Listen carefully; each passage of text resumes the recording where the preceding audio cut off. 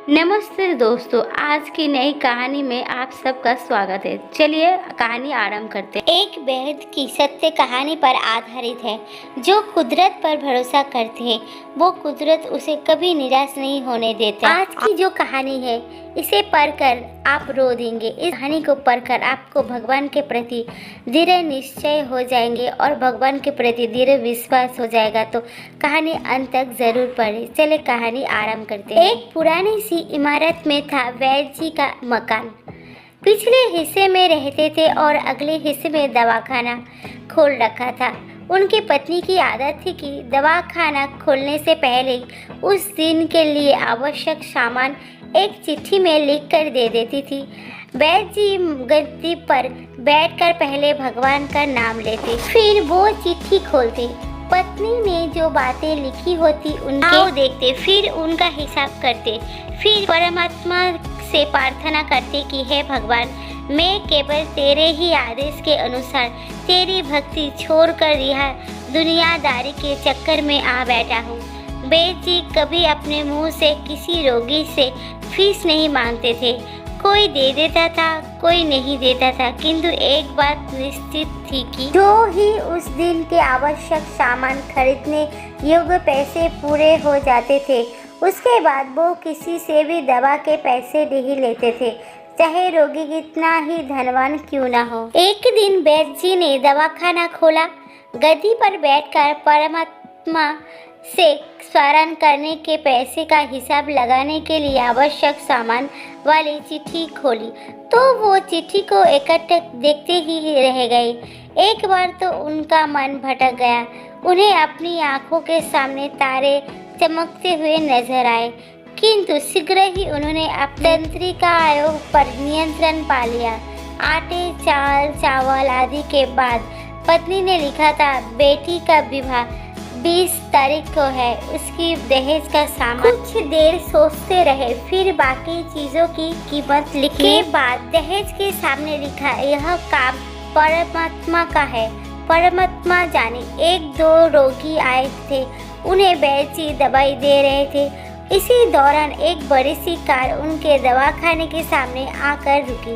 वैद्य जी ने कोई खास तवज्जो नहीं देखा, क्योंकि कई कारों वाले उनके पास आते रहते हैं। दोनों मरीज दवाई लेकर चले गए। वो सूटेज बूटेज साहब कार से बाहर निकलने और नमस्ते करके बेंच पर बैठ गए। वैद्य जी ने कहा कि अगर आपको अपने लिए दवा लेनी है तो इधर टूल पर आए ताकि आपकी नाड़ी देख लूं, और अगर किसी रोगी की दवाई लेकर जाना है तो बीमारी की स्थिति का वर्णन करें।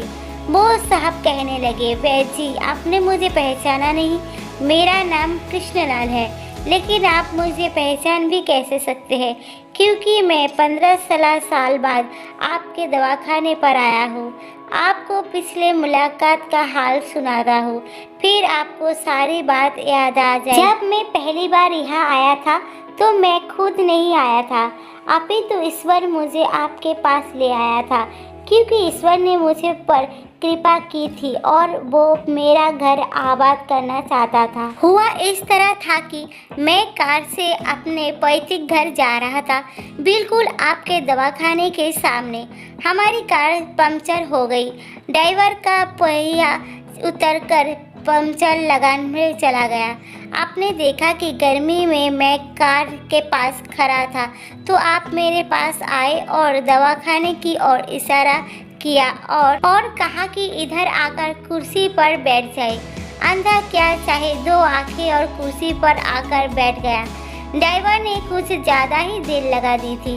एक छोटी सी बच्ची भी यहाँ आपकी मेज़ के पास खड़ी थी और बार बार कह रही थी, चलो ना बाबा, मुझे भूख लगी है।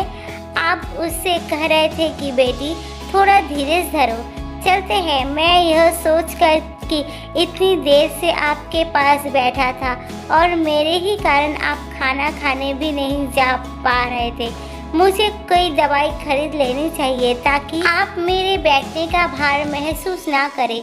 मैंने कहा, वैद्य जी मैं पिछले 5-6 साल से इंग्लैंड में रहकर कारोबार कर रहा हूँ। इंग्लैंड जाने से पहले मेरी शादी हो गई थी, लेकिन अब तक बच्चे की सुख से वंचित हूँ। यहाँ भी इलाज कराया और वहाँ इंग्लैंड में भी, लेकिन किस्मत ने निराश के सिवा और कुछ नहीं दिया।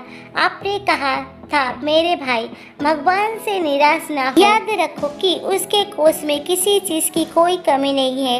आस, दौलत, धन, इज्जत, सुख, दुख, जीवन, मृत्यु, सब कुछ उसी के हाथ में। यह किसी वैद्य या डॉक्टर के हाथ में नहीं होता और ना ही किसी दवा में होता है। जो कुछ होना होता है वो सब भगवान के आदेश से होता है। औलाद देनी है तो उसे देनी है। मुझे याद है आप बातें करते जा रहे थे और साथ साथ पुड़िया भी बनाते जा रहे थे। सभी दवा अपने 2 भागों में विभाजित कर 2 अलग अलग लिफाफों में डाली थी और फिर मुझसे पूछकर आपने एक लिफाफे पर मेरा और दूसरे लिफाफे पर मेरी पत्नी का नाम लिखकर दवा उपयोग करने का तरीका बताया था। मैंने तब बेदिली से वो दवाई ली थी क्योंकि मैं सिर्फ कुछ पैसे आपको देना चाहता था। लेकिन जब दवा लेने के बाद मैंने पैसे पूछे तो आपने कहा था बस ठीक है। मैंने जोर डाला तो आपने कहा कि आज का खाता बंद हो गया है। मैंने कहा मुझे आपकी बात समझ नहीं आई। इसी दौरान वहाँ एक और आदमी आया। उसने हमारी चर्चा सुनकर मुझे बताया कि खाता बंद होने का मतलब यह है कि आज के घरेलू खर्च के लिए जितनी राशि वैद्य जी ने भगवान से मांगी थी वो ईश्वर ने उन्हें दे दी है। अधिक पैसे वो नहीं ले सकते। मैं कुछ हैरान हुआ और कुछ दिल में लज्जित भी कि मेरे विचार कितने निम्न थे और यह सरल चित्त वैद्य कितना महान है।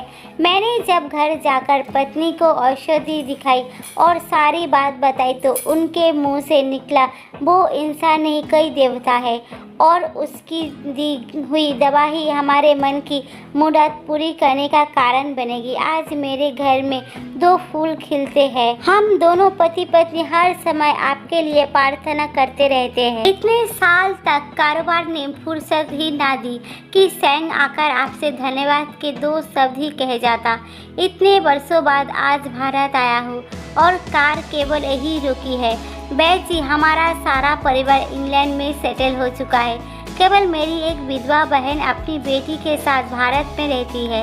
हमारी भांजी की शादी इस महीने की 21 तारीख को होनी है। ना जाने क्यों जब मैं अपनी भांजी के भाग के लिए कोई सामान खरीदता था तो मेरी आंखों के सामने आपकी वो छोटी सी बेटी भी आ जाती थी और हर सामान में दोहरा खरीद लेता था। मैं आपके विचारों का जानता था कि संभवतः आप वो सामान ना ले, किंतु मुझे लगता था कि मेरी अपनी सगी भांजी के साथ जो चेहरा मुझे बार बार दिख रहा है वो भी मेरी भांजी ही है। मुझे लगता था कि ईश्वर ने इस भांजी के विवाह में भी मुझे भाग भरने की जिम्मेदारी दी है। वैद्य जी की आंखें आश्चर्य से खुली की खुली रह गई और बहुत धीमी आवाज में बोले, कृष्णलाल जी, आप जो कुछ कह रहे हैं मुझे समझ नहीं आ रहा कि ईश्वर की यह क्या माया है। आप मेरी श्रीमती की लिखी हुई यह चिट्ठी देखिए। और वैद्य जी ने चिट्ठी खोलकर कृष्णलाल जी को पकड़ा दी। वहाँ उपस्थित सभी यह देखकर हैरान रह गए कि दहेज का सामान के सामने लिखा हुआ था, यह काम परमात्मा का है, परमात्मा जाने। कांपती सी आवाज में वैद्य जी बोले, कृष्णलाल जी, विश्वास कीजिए कि आज तक कभी ऐसा नहीं हुआ कि पत्नी ने चिट्ठी पर आवश्यकता के लिखी हो और भगवान के उसी दिन उसकी आवश्यकता ना कर दी हो। आपकी बातें सुनकर तो लगता है कि भगवान को पता होता है कि किस दिन मेरी श्रीमती क्या लिखने वाली है, अन्यथा आपसे इतने दिन पहले ही सामान खरीदना आरंभ ना करवा दिया होता। परमात्मा ने वह भगवान तू महान है, तू दयावान है। मैं हैरान हूँ कि वो कैसे अपने रंग दिखाता है। वैद्य जी ने आगे कहा, संभाला है, एक ही पाठ पढ़ा है कि सुबह परमात्मा का आभार करो, शाम को अच्छे दिन गुजरने का आभार करो, खाते समय उसका आभार करो, सोते समय उसका आभार करो, तो दोस्तों मेरी आज की कहानी अगर आप सबको पसंद आ रही हो तो प्लीज़ एक लाइक ज़रूर कर दीजिए और मेरे चैनल को सब्सक्राइब करना ना भूलिए। देखने के लिए दिल से धन्यवाद।